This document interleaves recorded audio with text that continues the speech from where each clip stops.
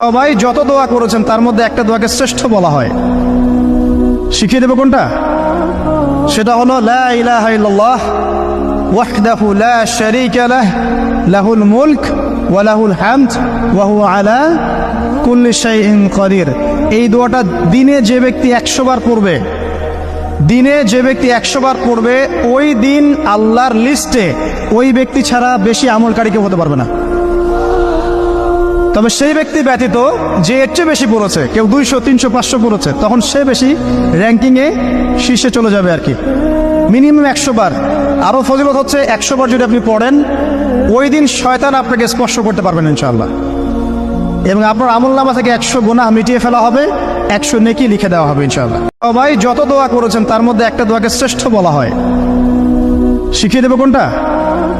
সেটা হলো লা ইলাহা ইল্লাল্লাহ ওয়াহদাহু লা শারীকা লাহ লাহুল মুলক ওয়া লাহুল হামদ ওয়া হুয়া আলা কুল্লি শাইইন কাদির।